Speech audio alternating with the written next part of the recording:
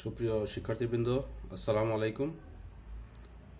গৌরীপুর সরকারি কলেজ কর্তৃক আয়োজিত অনলাইন ক্লাসে তোমাদেরকে স্বাগত জানাচ্ছি। আমি মোহাম্মদ মুস্তফা জামান, সহযোগী অধ্যাপক, ইসলামের ইতিহাস ও সংস্কৃতি বিভাগ। তো আজ আমি তোমাদের যে টপিকটি নিয়ে আলোচনা করব সেটি হচ্ছে খোলাফায়ে রাশিদিনের প্রথম খলিফা হযরত আবু বকর রাদিয়াল্লাহু এর সময়ে রিদ্দা যুদ্ধের কারণ, ঘটনা ও ফলাফল সম্পর্কিত প্রশ্নটি তোমাদের সামনে আজকে উপস্থাপন করব। আশা করি করোনার এই সময়ে তোমরা স্বাস্থ্যবিধি মেনে বাসার ভিতরে এবং বাইরে আছো। প্রতিষ্ঠান বন্ধ থাকায় আশা করি বাড়িতেই তোমরা পড়াশোনার প্রস্তুতিগুলো গ্রহণ করছো। তো এখানে তোমাদের কিছু যে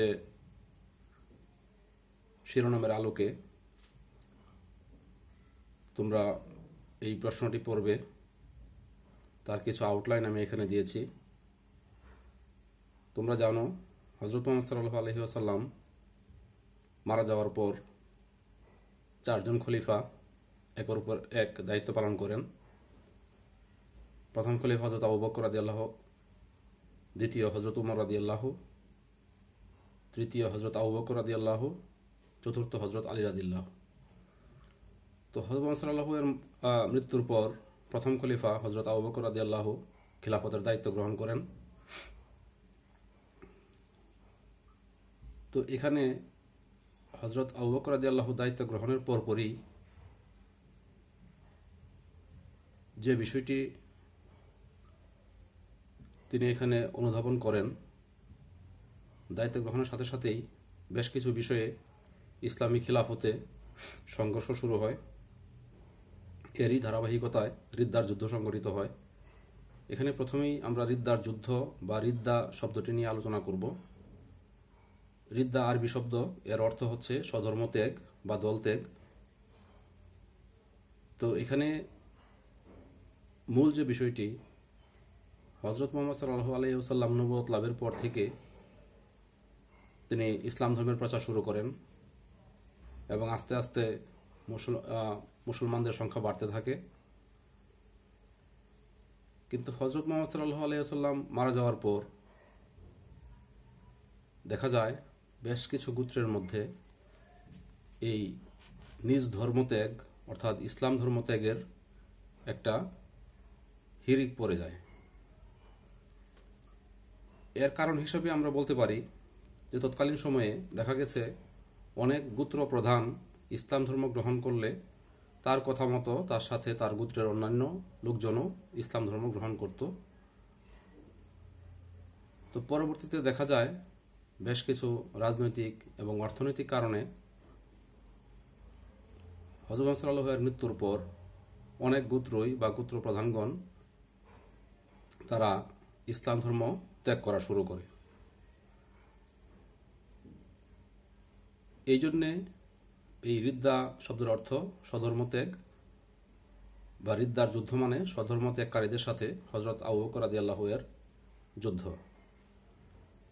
এখানে যে বিষয়টি প্রথমেই আসছে যে এই যে রিদ্দার যুদ্ধ, এটার কারণগুলো কি কি আমরা যদি চিহ্নিত করি, প্রথমেই রয়েছে ইসলাম প্রচারের সীমাবদ্ধতা। এখানে আমরা দেখছি যে হযরত মুহাম্মদ সাল্লাল্লাহু আলাইহি ওয়াসাল্লামের জীবদ্দশায় তার সময়ের স্বল্পতা, প্রতিকূল যোগাযোগ ব্যবস্থা এবং দীর্ঘদিনের যুদ্ধবিগ্রহ ব্যস্ত থাকায় আরবের সব অধিবাসীকে তিনি ইসলাম ধর্মে দীক্ষিত করতে পারেননি।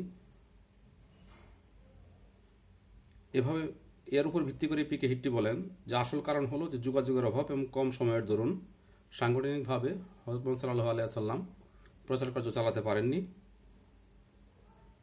যার ফলে হযরত মুহাম্মদ সাল্লাল্লাহু আলাইহি ওয়াসাল্লামের ইন্তেকালের সাথে সাথে তারা ইসলাম ধর্ম ত্যাগ করে এবং অমুসলিমদের সাথে হাত মিলিয়ে মুসলমানদের বিরুদ্ধে সংগঠিত হয়। দ্বিতীয়ত যে কারণটি আমরা দেখছি যে খাঁটি বিশ্বাসের অভাব। এখানে দেখা যায় যে প্রথম সময়ে হযরত মুহাম্মদ সাল্লাল্লাহু আলাইহি ওয়াসাল্লামের যখন ইসলাম ধর্ম প্রচারের প্রথম সময়ে প্রাথমিক সময়গুলোতে অনেকেই অন্য একজনের দেখা দেখি ইসলাম ধর্ম গ্রহণ করে, দেখা যাচ্ছে হয়তো সে ইসলামে ইমান বা যে বিশ্বাসটা আছে সেটা সে ওইভাবে করেনি, কিন্তু তার দলপতি এবং তাকে যে অনুসরণ করে সেই ইসলাম ধর্ম গ্রহণ করা সেও করেছে। এখানে আসলে তাওহীদ বা একত্ববাদ বা আল্লাহর উপর যে বিশ্বাস, যেটা ইসলামের যে মূলনীতি, যে লা ইলাহা ইল্লাল্লাহ মুহাম্মদ রাসূলুল্লাহ সাল্লাল্লাহু আলাইহি ওয়াসাল্লাম, এরকম এই যে ইমানি চেতনা, ইমানি বিশ্বাসের অভাব ছিল তৎকালীন সময়ে যারা ইসলাম ধর্ম গ্রহণ করেছিল, এবং এই অভাবের কারণেই পরবর্তীতে দেখা গেছে যে তাদের মধ্যে ইসলামের প্রতি ওইভাবে কোনো আনুগত্য নেই, ফলে তারা ধর্মত্যাগ করা শুরু করে। তৃতীয়ত আমরা দেখছি যে ইসলামী অনুশাসনের বিরুদ্ধাচারণ। এখানে যে বিষয়টি যে ইসলাম আসলে কঠোরভাবে বিধিনিষেধ এবং নৈতিক অনুশাসন, সুশৃঙ্খল জীবনযাপনের তাগিদ দিয়েছে, ফলে এই বিষয়গুলো তৎকালীন সময়ে যে যাযাবর আরব, মরু আরববাসী বেদুইনরা, তারা ছিল স্বাধীন চেতা, ফলে তাদের মধ্যে ওইভাবে শৃঙ্খলা বা বিধিবদ্ধ বিষয়গুলা প্রতি তারা ওইভাবে অভ্যস্ত হয়ে ওঠেনি, এগুলো তাদের কাছে অসহ্য মনে হতো। এবং এই উদ্ধত ও স্বাধীনচেতা আরবদের অনেকে মহানবী সাল্লাল্লাহু আলাইহি ওয়াসাল্লামের জীবদ্দশায় ইসলামের অনুশাসনগুলা পালন করলেও হযরত মুহাম্মদ সাল্লাল্লাহু আলাইহি ওয়াসাল্লামের মৃত্যুর পর তারা এই অনুশাসনগুলা বিরুদ্ধাচরণ করতে শুরু করে। এটাও আসলে রিদ্দার যুদ্ধের একটা অন্যতম কারণ ছিল। চতুর্থ যে কারণটি, মদিনার প্রাধান্য অস্বীকার। এখানে আমরা জানি যে হযরত মুহাম্মদ সাল্লাল্লাহু আলাইহি ওয়াসাল্লাম মক্কায় জন্মগ্রহণ করেন, এখানেই তিনি বড় হন এবং এখানেই তিনি নবুয়ত লাভ করেন, কিন্তু পরবর্তীতে কুরাইশদের অত্যাচার ও বিচারের মাত্রা বেড়ে গেলে তিনি মদিনায় হিজরত করেন, এবং হিজরতের পর মদিনায় গিয়ে তিনি সেখানে একটি ইসলামী রাষ্ট্র গঠন করেন মদিনাকে কেন্দ্র করেই। ফলে যেহেতু এখানে দিন দিন মুসলমানদের প্রাধান্য বাড়তে থাকে, দলে দলে লোক ইসলাম ধর্ম গ্রহণ করতে থাকে, ফলে দেখা যায় মক্কার প্রাধান্যটা কমে যায়, মদিনার প্রাধান্য বৃদ্ধি পায়। কিন্তু অনেকেই এখানে আছেন পরবর্তীতে তারা এই মদিনার প্রাধান্য তারা স্বীকার করতে চাননি, তারা অস্বীকার করতে শুরু করে। এখানে এই বিষয়ে পিকি হিট্টি বলেন যে হিজাজ রাজধানীর প্রাধান্যও তাদের ঈর্ষা এবং বিদ্রোহের অন্যতম কারণ ছিল, অর্থাৎ মক্কাকে ছাপিয়ে কি জন্য মদিনা প্রাধান্য লাভ করবে এটা তারা মানতে পারছিল না। এটাও রিদ্দার যুদ্ধের একটি কারণ। পরবর্তী পয়েন্টটি রয়েছে আমাদের যে নবুয়তের প্রতি লোভ। এখানে একটা বিষয়, খুব অল্প সময়ে ধর্মীয় এবং রাজনৈতিক ক্ষেত্রে মহানবী সাল্লাল্লাহু আলাইহি ওয়াসাল্লাম বিরাট সাফল্য অর্জন করেন। নবুয়ত লাভের পূর্বে আমরা জানি তিনি অত্যন্ত দরিদ্র ছিলেন, তার ওই রকম কোনো ক্ষমতা ছিল না। হযরত খাদিজাকে বিবাহের পর তিনি অনেকটাই দারিদ্র্যের যে অবস্থান থেকে উঠে আসেন, কিন্তু ওই রকম মক্কাতে তার কোনো রাজনৈতিক প্রভাব বা ক্ষমতা ছিল না। কিন্তু কিছুদিনের মধ্যে দেখা যায় যে এই ইসলাম ধর্ম প্রচারের মাধ্যমে তিনি মুসলমানদের নেতায় পরিণত হন এবং তার শক্তি, সামর্থ্য, ক্ষমতা সব কিছুই বৃদ্ধি পায়। ফলে তার এই বিরাট সাফল্য দেখে আরবদের অনেকেই এই নবুয়তকে তারা মনে করে যে এটা একটা লাভজনক একটা ব্যবসা, যে এরকম যদি আমরা নবুয়ত লাভ করতে পারি, আমরা যদি এরকম কোনো ধর্ম প্রচার করতে পারি, তাহলে আমরাও এই মুহাম্মদের মতো এরকম ক্ষমতাশালী হয়ে যাব। এটা অনেকেই মনে করতে শুরু করে, এবং ফলে তাদের মধ্যে অনেকেই নিজেকে হযরত মুহাম্মদ সাল্লাল্লাহু আলাইহি ওয়াসাল্লামের মৃত্যুর পর নিজেকে নবী বলে দাবি করেন। ফলে দেখা গেছে এই বিষয়গুলো, এই মিথ্যা দাবিদার বা ভণ্ড নবীদের মধ্যে অনেকেই এখানে নিজেদেরকে তারা নবী দাবি করে। যেরকম ছিল যে ইয়ামেনের আনসি গোত্রের আসওয়াদ আনসি, মধ্য ভারতের ইয়ামামার বনু হানিফ গোত্রের মুসাইলামা, উত্তর আরবের বনু আসাদ গোত্রের তুলাইহা এবং মধ্য আরবের বনু ইয়ারবু গোত্রের নারী সাজা। এরা তাদের এই নবুয়তকে তারা ব্যবসা মনে করায়, তারা নিজেদেরকে নবী বলে দাবি করে এবং তারা ক্ষমতা পাওয়ার জন্যে, অর্থবিত্তের মালিক হওয়ার জন্যে তারা নিজেদেরকে নবী বলে দাবি করে। এই নবুয়তের প্রতি লোভও রিদ্দার যুদ্ধের একটি কারণ। ষষ্ঠ যে কারণটি এখানে আছে, জাকাত প্রদানে অস্বীকৃতি। এখানে যে বিষয়টি,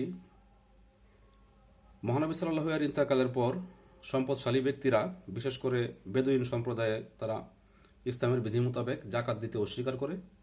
আমরা জানি যে ইসলামের যে 5টি স্তম্ভ, কালেমা, নামাজ, রোজা, হজ এবং জাকাত, 5টি মূল স্তম্ভ। এই স্তম্ভের মধ্যে জাকাত অন্যতম। এখানে সম্পদশালী লোকদের বাৎসরিক সমস্ত ব্যয়ভারের পর, সমস্ত খরচের পর যদি নিসাব পরিমাণ সম্পদ থাকে, তার যে বাড়তি সম্পদ এর উপর শতকরা 2.5 টাকা হারে জাকাত প্রদান করতে হয়। তো এইখানে এই 2.5% হারে জাকাত তারা হযরত সাল্লাল্লাহু এর যখন জীবিত ছিলেন তখন তারা এটা পালন করে গেছে, কিন্তু যখন হযরত সাল্লাল্লাহু মৃত্যুবরণ করেন তারপর তারা এই জাকাত প্রদান করতে তারা অস্বীকার করে। এখানে স্বাধীনতাপ্রিয় আরবদের বিভিন্ন গোত্র জাকাত দেওয়াকে তারা নিজেদের ব্যক্তি স্বাধীনতার হস্তক্ষেপ বলে মনে করে। তারা মনে করে যে এটা তাদেরকে বাধ্যতামূলকভাবে দিতে হচ্ছে, এবং এই জন্যে এর বিরুদ্ধে ভণ্ডনবী তুলাইহার নেতৃত্বে তারা একত্রিত হয়ে বিদ্রোহ ঘোষণা করে, এবং তারা বলে যে আমরা আর জাকাত প্রদান করব না। তো এইটাও রিদ্দার যুদ্ধের একটা অন্যতম কারণ। সর্বশেষ এখানে যে পয়েন্টটি রয়েছে যে অমুসলিম সম্প্রদায়ের ইন্ধন, এটা ইসলামের প্রচারের শুরু থেকেই মহানবী সাল্লাল্লাহু আলাইহি ওয়াসাল্লামের বিরুদ্ধে কাফেররা, অমুসলিমরা সব সময়ই 610 খ্রিস্টাব্দে তিনি নবুয়ত লাভ করেন। এই নবুয়তের পর থেকেই এই অমুসলিম সম্প্রদায় বা কাফের সম্প্রদায় সবসময় ইসলামের বিরুদ্ধাচরণ করে আসছিল, এবং এই অমুসলিম সম্প্রদায়ও যখন হযরত সাল্লাল্লাহু মারা গেলেন তখন তারা একটা সুযোগ পেল, এবং বিভিন্ন বিষয়ে তারা মুসলমান এবং অমুসলমান সকল সম্প্রদায়কেই তারা উস্কে দিল, এবং এই অমুসলিম সম্প্রদায়ের ইন্ধনের ফলেও এখানে অনেক মুসলমান তারা ইসলামী যে বিধিনিষেধ এগুলো মানতে অস্বীকার করা শুরু করলো। কাফেররা আরও বেশিভাবে মুসলমানদের প্রতি বিরুদ্ধাচরণ করা শুরু করলো, এবং এটাও রিদ্দার যুদ্ধের একটি কারণ। তো রিদ্দার যুদ্ধের যে ঘটনাবলী পরবর্তীতে এখানে আমরা বলেছি যে ইয়ামেনের আসাদ আনসি বনু আসাদ গোত্রের তুলাইহা, ইয়ামামার বনু হানিফ গোত্রের মুসাইলামা এবং মধ্য আরবের বনু ইয়ারবু গোত্রের সাজাহ নামের একজন মহিলা নিজেকে নবী বলে দাবি করে, এবং তারা ইসলাম এবং মুসলিম রাষ্ট্রের বিরুদ্ধে ঘৃণ্য তৎপরতায় তারা লিপ্ত হয়। এমত অবস্থায় এই ইসলামকে রক্ষা এবং আন্দোলনকারীদের দমন করার জন্য হজরত আবু বকর রাদিয়াল্লাহু, ইসলামের যে প্রথম খলিফা, তিনি বলিষ্ঠ পদক্ষেপ গ্রহণ করেন, এবং তিনি সেনাবাহিনীকে 11টি ভাগে বিভক্ত করেন, এবং প্রত্যেক সেনাদলকে একজন অভিজ্ঞ সেনাপতির অধীনে ন্যস্ত করে আরবের বিভিন্ন অংশে বিদ্রোহ দমনে তিনি প্রেরণ করেন, এবং খলিফা স্বয়ং সামগ্রিক অভিযানের নেতৃত্বভার গ্রহণ করেন। অর্থাৎ মূল সেনানায়ক হিসাবে, সেনাপ্রধান হিসাবে হজরত আবু বকর রাদিয়াল্লাহু কাজ শুরু করেন, এবং এখানে 11টি ছোট ছোট দলে বিভক্ত করে সামরিক বাহিনীকে ভাগ করে প্রত্যেককে একজন সেনাপতির সাথে দিয়ে এই বিদ্রোহ দমন করতে তিনি প্রেরণ করেন। তো ঘটনার প্রথমেই যেটা আছে যে ভণ্ডনবী আসাদ আনসিকে দমন। এখানে আসাদ আনসি ছিল নবুয়তের প্রথম মিথ্যা দাবিদার। সে 631 খ্রিস্টাব্দে মহানবী সাল্লাল্লাহু আলাইহি জীবদ্দশায় নবুয়ত দাবি করে, এবং সমগ্র ইয়ামেন থেকে মুসলিম প্রতিনিধিদের বিতাড়ন করে নাজরান ও ইয়ামেনের রাজধানী সানা অধিকার করে। এরপর সে পার্শ্ববর্তী গোত্রপ্রধানদের সহযোগিতা নিয়ে দক্ষিণ আরব অধিকার করে এবং নিজ অবস্থানকে সুসংহত করে। আসওয়াদ বিদ্রোহ দমনের জন্য মহানবী হযরত মুহাম্মদ সাল্লাল্লাহু মুআজ ইবনে জাবালকে সেনাপতি নিযুক্ত করেন, কিন্তু মহানবীর ইন্তেকালের 1 বা 2 দিন পূর্বে তার আত্মীয় ফিরোজ দাইলামির হাতে আনসি নিহত হয়, ফলে তার বিরুদ্ধে আর ওইভাবে অভিযান প্রেরণ করা যায়নি। দ্বিতীয়ত আমরা দেখছি যে ভণ্ডনবী তুলাইহা ও জাকাত বিরোধীদের দমন। একটু আগেই আমরা বলেছি যে ইসলামের যে 5টি স্তম্ভ বা রুকন, এর মধ্যে অন্যতম প্রধান হচ্ছে জাকাত। এই জাকাত দিতে তৎকালীন সময়ের মুসলমানরা অস্বীকার করে, এবং ভণ্ডনবী তুলাইহার সাথে তারা একজোট হয়, এবং হজরত আবু বকর রাদিয়াল্লাহু জাকাত অস্বীকারীদের বিরুদ্ধে কঠোর ব্যবস্থা গ্রহণ করেন। ভণ্ডনবী তুলাইহা বেদুইন সম্প্রদায়কে জাকাত না দিতে উস্কানি দেয়। তাছাড়া উত্তর আরবের বেদুইন সম্প্রদায়কে সংঘবদ্ধ করে এবং তারা ইসলামের অন্যান্য বিধিবিধান মানতে রাজি হলেও জাকাত দিতে তারা রাজি নয়, এটা তারা জানায়। এবং এরূপ পরিস্থিতিতে হজরত উমর রাদিয়াল্লাহু যুক্তি দেখান যে সাময়িকভাবে তাদেরকে জাকাত প্রদান থেকে মুক্তি দেওয়া যেতে পারে। কিন্তু হজরত আবু বকর রাদিয়াল্লাহু অবিচল কণ্ঠে বলেন যে জাকাত কুরআন নির্দেশিত বাধ্যতামূলক কর। তিনি শর্ত দেন জাকাত না দিলে হয় আত্মসমর্পণ করতে হবে অথবা যুদ্ধ করতে হবে। এক পর্যায়ে জাকাত বিরোধী বনি আবস ও বনি জুবিয়ান গোত্র মদিনার উপকণ্ঠে হানা দেয়। খলিফা তাদের রাবাদা উল জুল কাসার নেতৃত্বে যুদ্ধে পরাজিত করে তাড়িয়ে দেন। ভণ্ডনবী তুলাইহা সেনাপতি খালিদ বিন ওয়ালিদের কাছে বুজাখরের যুদ্ধে পরাজিত হয়ে পত্নীসহ সিরিয়ায় পলায়ন করেন, কিন্তু কিছুদিন পর মদিনায় এসে পুনরায় ইসলাম ধর্ম গ্রহণ করেন। এভাবে তুলাইহা ও জাকাত বিরোধীদেরকে দমন করা হয়। তৃতীয় যে পয়েন্টটি রয়েছে, ভণ্ডনবী সাজাহকে দমন। খালিদ বিন ওয়ালিদের নেতৃত্বে মুসলমানরা তামিম গোত্র আক্রমণ করে, কারণ এ গোত্রের উপগোত্র বনু ইয়ারবু সম্প্রদায়ের নেতা মালিক বিন নুবায়রা সাজাহকে সমর্থন করেছিল।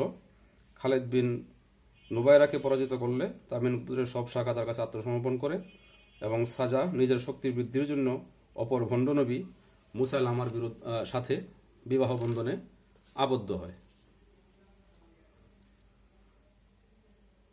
এরপর যে পয়েন্টটি রয়েছে যে ইয়ামামার যুদ্ধ ও ভণ্ডনবী মুসাইলামাকে দমন, এটা হচ্ছে সবচেয়ে একটা যুগান্তকারী এবং অনেক রক্তক্ষয়ী একটা যুদ্ধ। এই ইয়ামামার যুদ্ধ, ভণ্ডনবী মুসাইলামা ছিল সর্বাপেক্ষা শক্তিশালী এবং সাজাহকে বিয়ে করার পর তাদের দল আরও ভারী হয় এবং 40,000 লোকের বাহিনী নিয়ে বনু হানিফ গোত্রের সহায়তায় ইসলামকে ধ্বংস করতে তারা উদ্যত হয়। কিন্তু খলিফা আবু বকর রাদিয়াল্লাহু এই যৌথ বাহিনীকে দমনের জন্য প্রথমে ইকরামা ও তারপরে সুরাবিলকে প্রেরণ করেন, কিন্তু তারা ব্যর্থ হলে খালিদ বিন ওয়ালিদকে তাদের সাহায্যে পাঠানো হয় এবং 633 খ্রিস্টাব্দে ইয়ামামার প্রান্তরে তুমুল যুদ্ধ সংঘটিত হয় এবং এই যুদ্ধের পর মুসাইলামার যৌথ বাহিনী পরাজিত হয় এবং ভণ্ডনবী মুসাইলামা সহ তার অনুসারী হানিফ গোত্রের হাজার হাজার লোক নিহত হয় এবং মুসলিম বাহিনীতে যুদ্ধরত কোরআনের বহু হাফেজ এ যুদ্ধে শহীদ হন। এজন্যই বলা হয়ে থাকে যে ইয়ামামার যুদ্ধ এটা অত্যন্ত রক্তক্ষয়ী যুদ্ধ ছিল এবং মুসলমানদেরও ব্যাপক ক্ষয়ক্ষতি হয়, অনেক কোরআনে হাফেজ শহীদ হন এবং বিপুল সংখ্যক যোদ্ধার মৃত্যুর কারণে ঐতিহাসিক তাবারি এ যুদ্ধকে মৃত্যু উদ্যানের যুদ্ধ, the battle of the garden of death নামে অভিহিত করেছেন। তো এই ছিল মোটামুটি যে রিদ্দার যুদ্ধের ঘটনাগুলো, পরবর্তীতে তাদেরকে যেভাবে দমন করা হয়। সর্বশেষ আমরা আলোচনা করছি যে রিদ্দার যুদ্ধের গুরুত্ব ও ফলাফল সম্পর্কে। এখানে প্রথমেই রয়েছে যে মূর পরিবর্তনকারী যুদ্ধ। এটা মূর পরিবর্তনকারী এই জন্যই বলা হচ্ছে যে হজরত মুহাম্মদ সাল্লাল্লাহু আলাইহি সাল্লামের মৃত্যুর পর হজরত আবু বকর যখন খিলাফতে অধিষ্ঠিত হন, প্রথম খলিফা হিসেবে দায়িত্বভার গ্রহণ করেন, এরপর তিনি যে সকল সমস্যার সম্মুখীন হন, যদি তিনি এই সকল সমস্যা সঠিকভাবে সমাধান করতে না পারতেন তাহলে ইসলামের গতি অবশ্যই অন্যদিকে পরিচালিত হতো। ইসলাম যেভাবে পরবর্তীতে যুগান্তকারী রূপে সারা বিশ্বে ছড়িয়ে পড়েছিল, যদি রিদ্দার যুদ্ধে মুসলমানরা জয়লাভ করতে না পারত এবং এই সকল ভণ্ড নবী এবং বিভিন্ন জাকাত বিরোধীদের দমন করা না যেত, তাহলে অবশ্যই ইসলাম এখানেই স্তব্ধ হয়ে যেত এবং পরবর্তীতে তার যুগান্তকারী ধর্মে পরিণত হতে পারত না। এই জন্যই বলা হচ্ছে যে এই রিদ্দার যুদ্ধেও একটা যদি এই জয়লাভ, এটা একটা মূল পরিবর্তনকারী, অর্থাৎ ইসলামের পরবর্তীতে আরও প্রচার প্রসারের জন্য এই যুদ্ধ অত্যন্ত গুরুত্বপূর্ণ ভূমিকা পালন করেছিল। মদিনা রাষ্ট্রের প্রাতিষ্ঠানিক রূপ লাভ, দ্বিতীয় যে পয়েন্টটি আছে, এখানে আমরা দেখছি যে হযরত মুহাম্মদ সাল্লাল্লাহু যখন মদিনা এসে রাষ্ট্রের পত্তন করেন, এখানে ইসলামী রাষ্ট্র গঠন করেন মদিনা সনদের মাধ্যমে এবং এই মদিনা সনদের মাধ্যমে এই রাষ্ট্র হযরত আবু বকর রাদিয়াল্লাহু এর সময় খিলাফতকালে এই রিদ্দার যুদ্ধের মাধ্যমে বা এই যুদ্ধ জয়লাভের মাধ্যমে এবং সুন্দরভাবে পরিচালনার মাধ্যমে যে কাজটি করে, এর ফলে দেখা যায় যে মদিনা রাষ্ট্র আসলে একটা প্রাতিষ্ঠানিক রূপ লাভ করেছে। এটা পূর্বে যেরকম মনে করা হতো যে দুর্বল রাষ্ট্র বা এটার কোনো সাংগঠনিক কাঠামো নেই বা নেই, এটা যে যারা মনে করত, পরবর্তীতে এই মদিনা রাষ্ট্র একটা প্রাতিষ্ঠানিক রূপ লাভ করে এবং আরও বেগবান হয়ে ইসলামী রাষ্ট্রের বিভিন্ন যে বৈশিষ্ট্যগুলো আছে সেগুলো অর্জন করে এবং ইসলাম ধর্মকে আরও প্রচার প্রসারে তারা তারা সমর্থ হয়। সর্বশেষ এখানে রয়েছে যে মুসলমানদের ধর্মবিশ্বাস ও উদ্দীপনা বৃদ্ধি। এখানে বলা হচ্ছে যে রিদ্দা যুদ্ধের জয়ের ফলে মুসলমানদের ধর্মবিশ্বাস এবং উদ্দীপনা বৃদ্ধি পেয়েছিল, কেননা মুসলমানরা দুটি গুণের দ্বারাই এই যুদ্ধে জয়লাভ করেছিল এবং তারা মুসলমানদের যে বিজয়ের যে দ্বার উন্মুক্ত হয় এর মাধ্যমেই, এবং পরবর্তীতে হযরত উমর রাদিয়াল্লাহু শাসনামলেও মুসলমানরা আরবের বাইরে আক্রমণ করার সাহস পায়, অর্থাৎ তারা নিজেদের শক্তি সামর্থ্য আরও বৃদ্ধি করে, এগুলা তারা ফিরে পায়। পরবর্তীতে আরব রাষ্ট্রের বাইরেও তারা বিভিন্ন রাষ্ট্র আক্রমণ করে এবং জয়লাভ করে এবং হযরত উমর রাদিয়াল্লাহুর সময়ে ব্যাপক একটি ইসলামী রাষ্ট্রের রাজ্য বিস্তার তারা করতে পারে। এবং এই জন্য ডব্লিউ আর্নল্ড বলেন যে রিদ্দার যুদ্ধ জয়ের পর ইসলাম যে শক্তি লাভ করেছিল এরই প্রেক্ষিতে মুসলমানরা বিখ্যাত রোমান, বাইজান্টাইন ও পারসিকদের পরাজিত করার মতো সাহস পায় এবং এতদ অঞ্চলেও ইসলাম ছড়িয়ে পড়ে। তো এই হচ্ছে আমাদের আজকের যে আলোচ্য সূচি, অর্থাৎ হযরত আবু বকর রাদিয়াল্লাহুর সময় যে সংঘটিত রিদ্দার যুদ্ধের এই কারণ, ঘটনা ও ফলাফল। তোমরা যদি এই বিষয়টি মূল বইয়ে শুরু থেকে শেষ পর্যন্ত তোমরা পড়ো ঘটনাটি, কারণ রিদ্দার যুদ্ধ বলতে আমরা কি বুঝি, এখানে এর কারণগুলো কি ছিল এবং যুদ্ধের ঘটনা কি ছিল এবং পরবর্তীতে এর গুরুত্ব বা ফলাফল, এগুলো তোমরা যদি পড়ো, সাথে সাথে তোমরা পয়েন্টগুলো লিখো এবং প্রশ্নটা সুন্দরভাবে তৈরি করার চেষ্টা করো, তাহলে অবশ্যই প্রশ্নটি সম্পর্কে তোমরা বুঝতে পারবে। আর যদি তোমাদের কোনো সমস্যা থেকে থাকে, পরবর্তীতে তোমরা আমার সাথে যোগাযোগ করবে, আমি বিষয়গুলো তোমাদের সাথে হয়তো মোবাইলে অথবা অন্য কোনোভাবেও তোমাদের সাথে শেয়ার করার চেষ্টা করব। সবাইকে ধন্যবাদ জানিয়ে আজকে আমার ক্লাস এখানেই শেষ করছি। সবাই ভালো থাকো, সুস্থ থাকো এবং পড়াশোনার মধ্যে থাকো, এই আশাবাদ ব্যক্ত করে আজকের ক্লাস শেষ করছি। ধন্যবাদ সবাইকে। আসসালামু আলাইকুম ওয়া রাহমাতুল্লাহি ওয়া বারাকাতুহু।